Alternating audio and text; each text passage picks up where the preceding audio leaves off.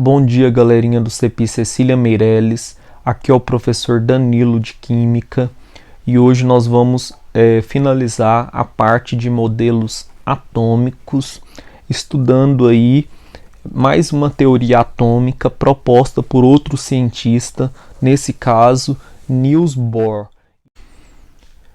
Bom, Leucipo e Demócrito argumentavam que se um pedaço de matéria fosse dividido em pedaços cada vez menores, chegar-se-ia numa partícula indivisível, denominada de átomo, isso na Grécia Antiga. Depois, em 1808, Dalton propôs que toda a matéria é formada por átomos, e o grande diferencial de Dalton foi que ele comprovou isso em laboratório. A teoria atômica de Dalton dizia que os átomos de um mesmo elemento são idênticos e átomos de elementos diferentes vão possuir aí propriedades diferentes. Os compostos se formam pela combinação de dois ou mais átomos diferentes. E uma reação química envolve a combinação, preparação e rearranjo dos átomos. Numa reação química, os átomos não são criados nem destruídos, e não são também convertidos e nem divididos em outras espécies. Isso foi a comprovação de Dalton para a lei de conservação da matéria, ou lei de Lavoisier. Mas nós podemos resumir a teoria atômica de Dalton como o átomo sendo pequeno, esférico, maciço, indivisível e indestrutível. Depois de Dalton, com a descoberta de Madame Curie, no qual os átomos sofriam desintegração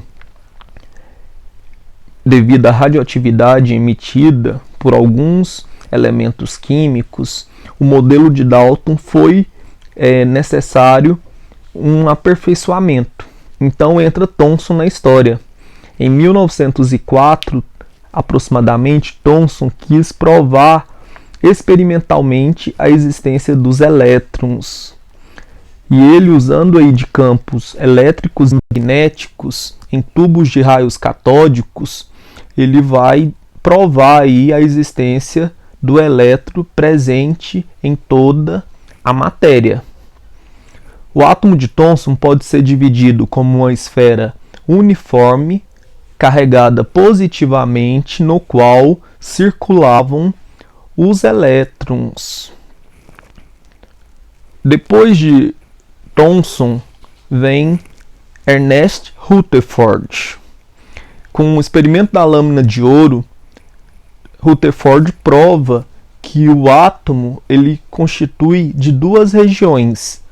Uma região externa, que é um grande vazio, no qual orbitam os elétrons, e uma região interna, denominada núcleo, no qual está concentrada a maior parte da massa do átomo. Dentro desse núcleo existem algumas partículas positivas, que vão ser chamadas de prótons.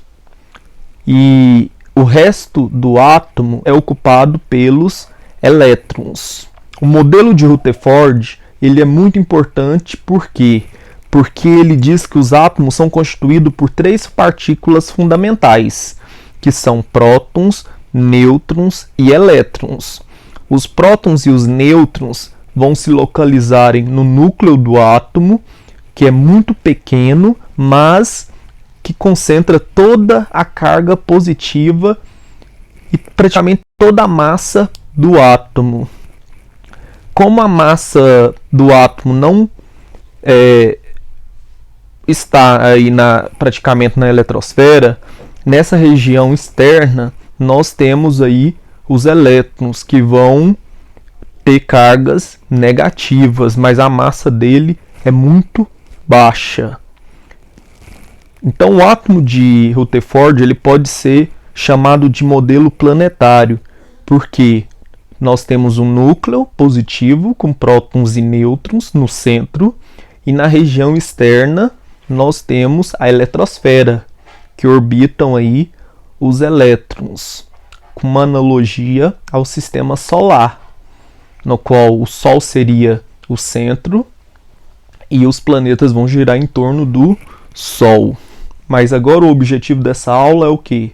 Falar de Niels Bohr, que é esse cientista que vai... Niels Bohr vai propor um modelo de átomo para o hidrogênio.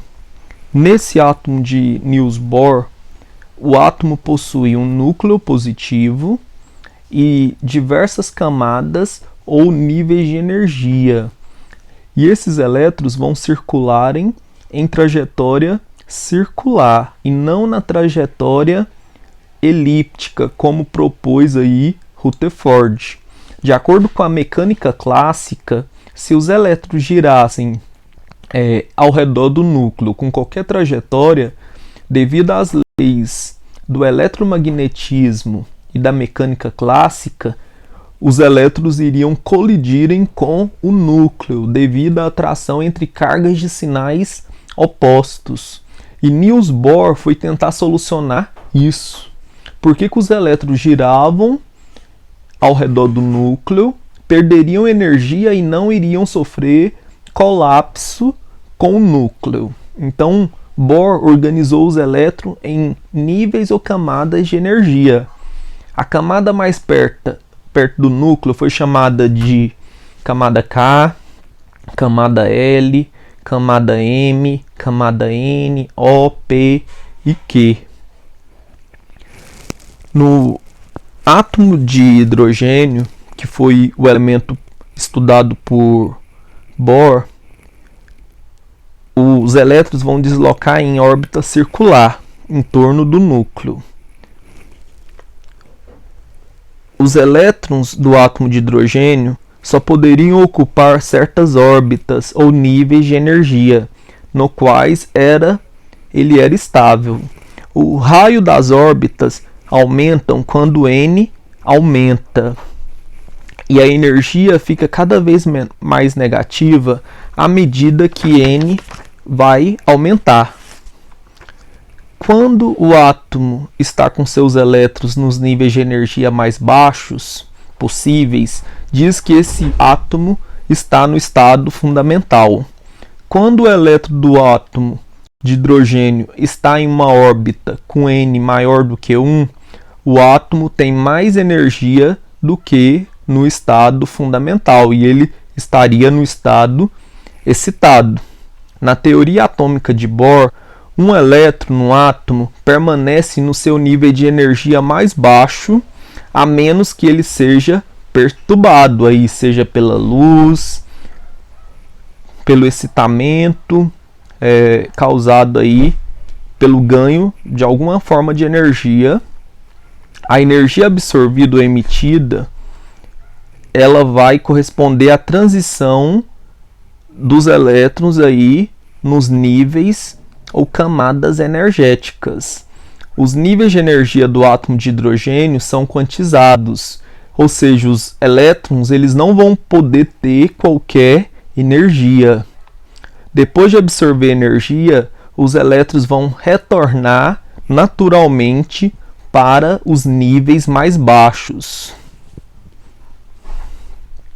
O modelo de Bohr explicou aí o átomo de hidrogênio e os átomos dos íons monoatômicos, como por exemplo do hélio+.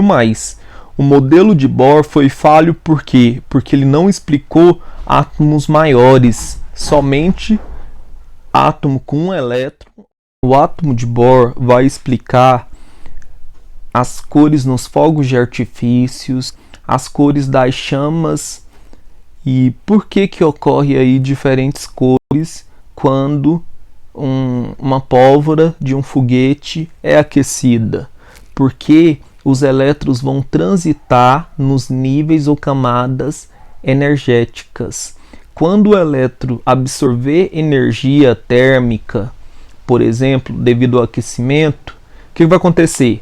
O elétron ele vai estar mais perto do núcleo, no nível ou numa camada de menor energia, e ao absorver a energia térmica, ele salta, ele fica excitado, ele vai passar aí para um nível de maior energia. Quando esse elétron retornar para o nível de menor energia, essa energia que ele tinha absorvido, ela vai ser emitida na forma de um fóton. Fóton quer dizer o quê? Luz.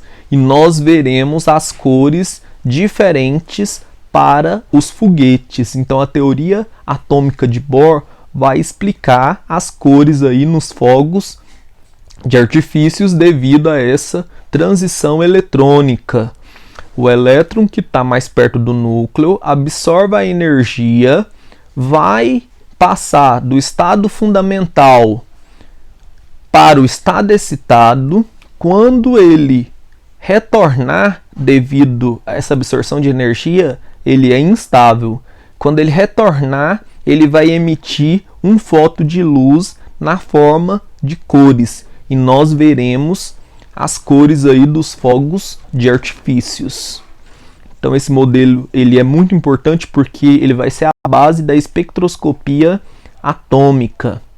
Então a absorção atômica ela vai ser baseada nesse processo, e o aparelho aí chamado de absorção atômica para identificar todos os elementos químicos na Terra é baseado nesse teste das chamas. Para cada elemento químico vai ter aí uma cor diferente do espectro, e também vai resolver aí os espectros para cada elemento existente na natureza, e a partir do modelo atômico de Bohr, os químicos e físicos e cientistas vão poder propor aí e distinguir cada elemento químico presente na Terra. Então hoje nós encerramos os modelos atômicos. Muito obrigado, e na próxima aula nós vamos continuar nosso estudo com as partículas subatômicas. Então, até mais.